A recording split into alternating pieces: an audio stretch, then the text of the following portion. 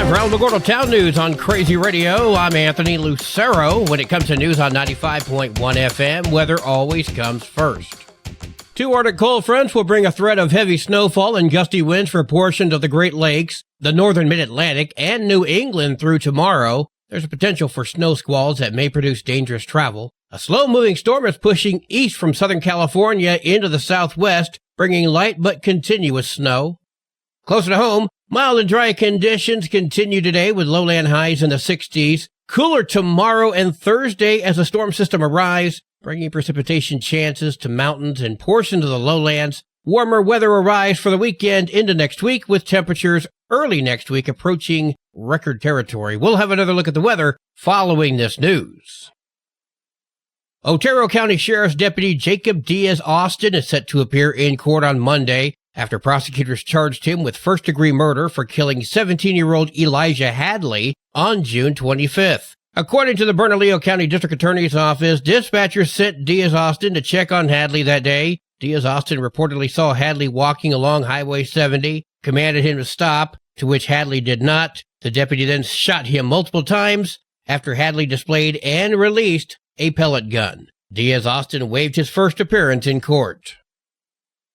The New Mexico Department of Health has issued a health advisory to hunters or anyone who consumed or captured wildlife between 2010 and 2024 from Holloman Lake. This follows a new environmental report revealing record-breaking levels of contamination of polyfluoroalkyl substances, or PFAS. Concentrations have been found in plants and wildlife. Holloman Lake serves as the wastewater reservoir for Holloman Air Force Base. While hunting at the lake has been prohibited since last year, it remains open for camping and birding. This past Saturday, the Alamogordo Fire Department was dispatched to the 600 block of Maryland Avenue for a confirmed structure fire. Due to an aggressive interior attack, a quick fire knockdown was achieved and a primary search cleared the building from having any fire victims. This building is active in the dilapidated structure program and was boarded up prior to the fire. The AFD Fire Investigations Unit was requested to conduct a fire origin and cause investigation. The investigation determined that an unknown subject or subjects, assumed to be homeless or transient, forced entry into the rear of the residence. It was apparent that they were squatting inside the structure. The area of origin was found to be the rear bedroom of the structure and determined to be caused by a portable propane camp stove being improperly used as a heating appliance. Don't forget the workshop is tonight on Ordinance 1710 during the City Commission meeting regarding regulating camping on public and private property. This workshop is your opportunity to share constructive ideas and solutions in helping shape the ordinance and to address the important issue of homelessness in the community. That's happening tonight at 6:30. We heard from Greg Gutierrez, who wanted to share his concerns. Personally, I think we need to steer this ship away from criminalizing homelessness to providing solutions that will help get the people back on their feet or into affordable housing that they can thrive in.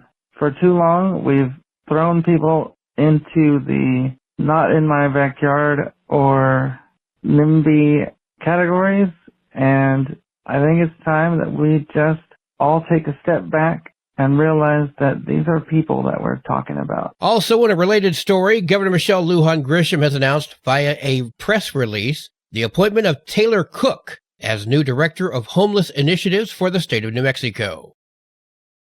Kelly Knight from the Otero County Extension Office told me about an upcoming class that may be of use to you or a loved one. On Thursday mornings in February, we're going to be hosting a program. It's called On the Road to Living Well with Diabetes.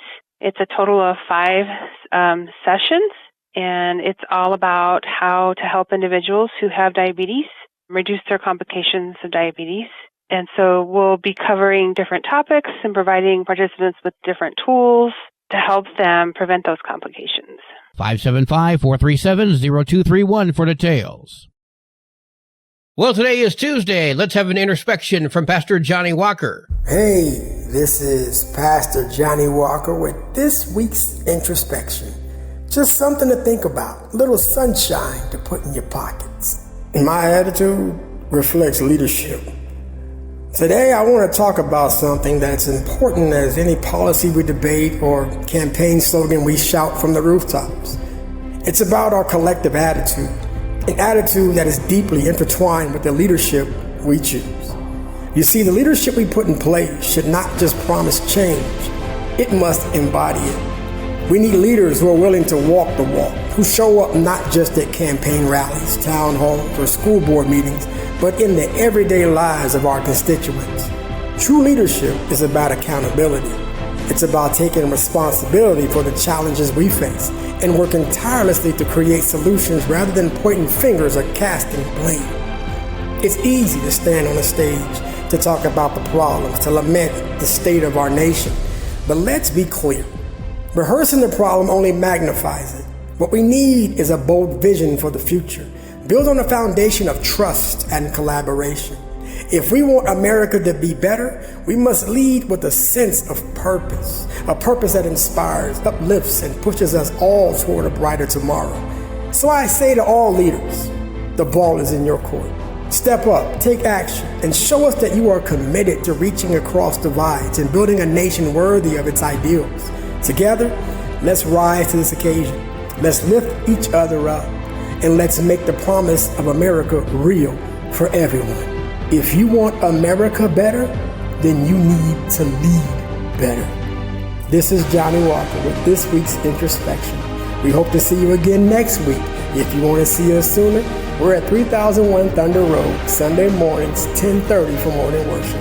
You be blessed and be a blessing. News from around the state in just a moment. This is Alamogordo Town News on Crazy Radio. I'm Anthony Lucero. Local news from local perspectives, from local voices. AlamogordoTownNews.org. Local sports, local events, and local happenings and more. Nonprofit owned and operated by Second Life Media. We are Otero County. AlamogordoTownNews.org. Heard daily on Crazy KALH Radio 95.1. Directory Plus is the right size book. It's the book if you need a phone book. That's what just one person has to say about Directory Plus. With its red cover, features, colorful yellow pages, and lots more, it's no wonder people all over use Directory Plus. It has so much more information. You can cross-check phone numbers or addresses or pretty much anything.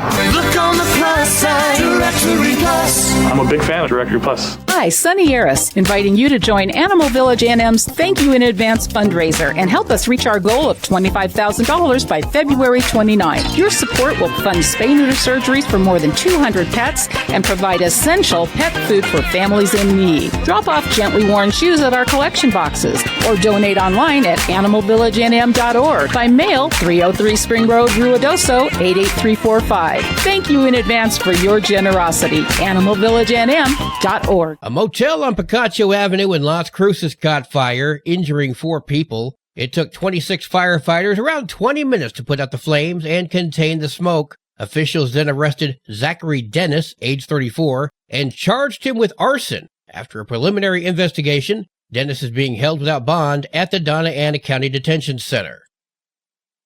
Albuquerque teen Cruz Medina was sentenced to 24 years in the Department of Corrections for his role in the fatal shooting of an Albuquerque Academy student in 2022. Bernalillo County District Attorney Sam Bregman says this is the maximum sentence allowed for these charges. The shooting resulted in the death of 18-year-old Jada Gonzalez, who was a senior attending Albuquerque Academy. She was at a house party in December of 2022 when the shooting occurred. Albuquerque police found Medina and 4 others were kicked out of the party around midnight. This led to the shooting where Gonzalez was hospitalized and later died. Medina was 16 at the time of the murder and his arrest. He pled guilty to several crimes, including first-degree murder in October of 2024. Albuquerque Police Chief Harold Medina spoke with KOAT about the other people involved. There will be full accountability. There will be full accountability to include everybody involved in the creation of this situation all the way on up through those responsible for pulling the trigger. Medina will serve his time as an adult.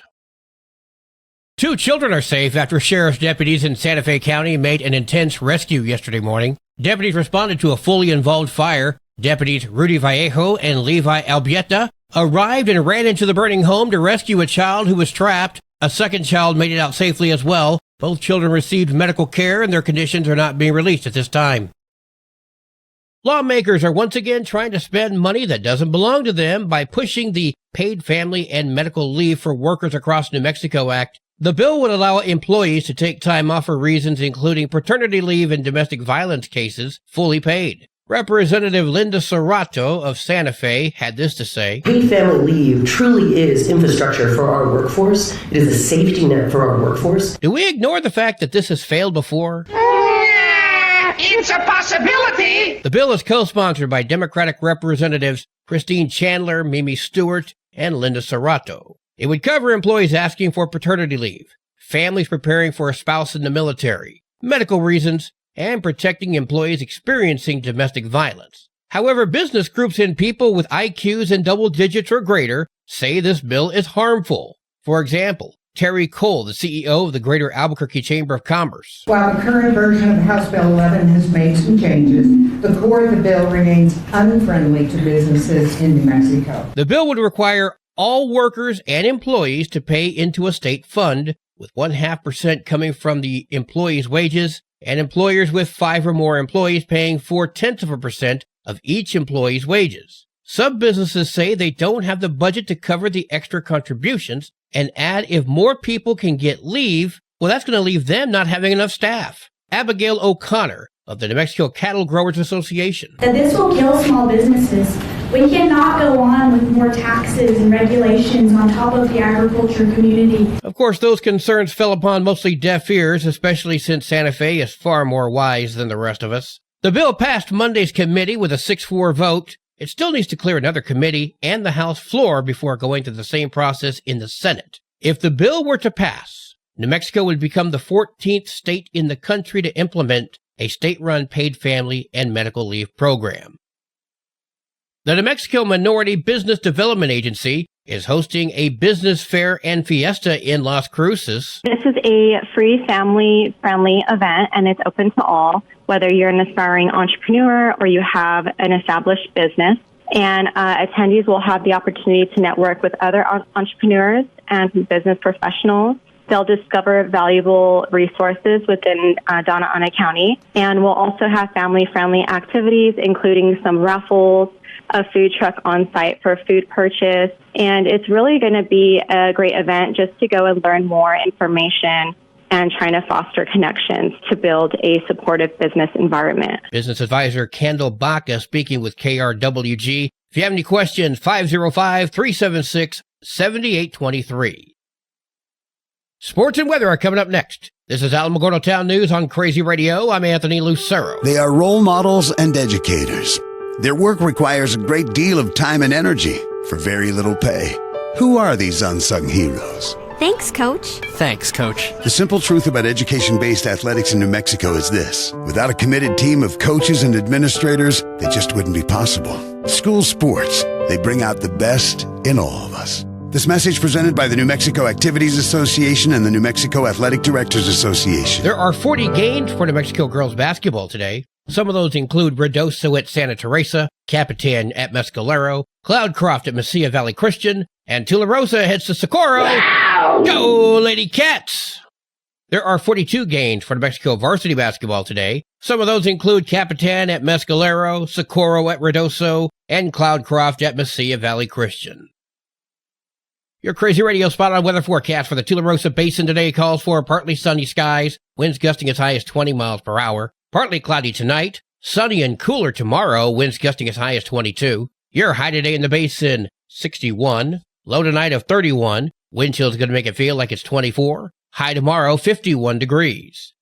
In Cloudcroft, partly sunny skies today, winds gusting as high as 22 miles per hour. Partly cloudy tonight, winds gusting as high as 20. Sunny and colder tomorrow, with a 20% chance for snow. Winds will be gusting up to 29. Your high today in Cloudcroft, 44. Wind chill is going to make it feel like it's 17. Low tonight of 20. Wind chill is going to make it feel like it's 9. High tomorrow, 32. Wind chill is going to make it feel like it's 9 degrees.